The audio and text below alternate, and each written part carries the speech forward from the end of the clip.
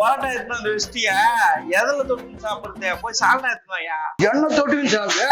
அட நாத்த முடிச்சு உன்ன தொட்டு என்ன பண்றது போய் சால்னா எடுத்துவாடா எதிர இருக்கிறவன நம்பாதீங்க இந்த பார் உங்க தட்டுல கூட கை விட்டு துண்ணுவான் அவன் இவ்வளவு நேரம் துண்ணதை பார்த்து நானே பயந்து போய்க்கிறேன் யோ அவன் வீட்டுக்கு அவன் தூண்டுறான் போய் எத்தனை சால்னா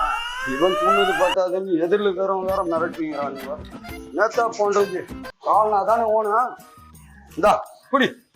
கால்னா அம்மா இருப்பா நான் ஊத்திக்கிறேன் எவ்வளவு தானே குடி போயிங்க ஏய் எங்க பொண்டாட்டிப்பா நான் சாப்பிடுமா நீ என்ன கொஞ்சம் ஊத்திக்கிறேன்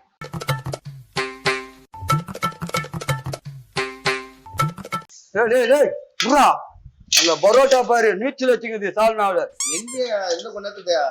யோ நான் பொண்ணு தெரிவிட்ட எங்கேயா சிக்கனு கிச்சன் அங்க இருக்குதியா யோ கிச்சனை கேட்கலையா சிக்கன் சிக்கன் ஆனா காத்து செவடா இருக்கா இன்னும் சைக்கிள்ல காமிக்கிறேன்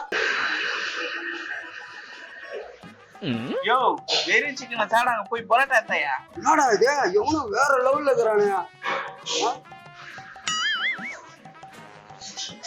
இப்பா பரோட்டா எல்லாம் க்ளோஸ் இன்னும் ஸ்கூல் பசங்களுக்கு மட்டும்தான் இருக்குது பரோட்டா உங்களுக்கு எல்லாம் கிடையாது கிளம்பு கிளம்பா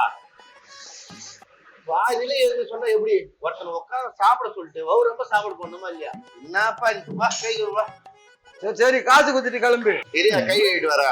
பாக்க தேடி மாறிக்கிறான் இவனா ஓட்டு போறான் உச்சாரம் கேட்ல நிக்கணும் யோ காசா கேடா 5 ரூபா பில்ல தர 10 ரூபா நோட்டா தர ஒண்ணா எத்தனை பரோட்டா சாப்பிட்டேன்னு ஞாபகம் இருக்குது அவனுக்கு யோ சாப்பிட கிட்ட பேசிக்கிறேன் போய் பரோட்டா தையா பரோட்டா தானே போட்டு எடுத்துன்னு வரேன் அவனு மட்டும் போட்டு எடுத்துன்னு வரான்றா எனக்கு இல்லன்றா அது இருக்கட்டும் நீ சாப்பிட்டு காசை குடி கை கேடு வச்சுக்க இன்னும் 2 ரூபா கொடுமா இந்தா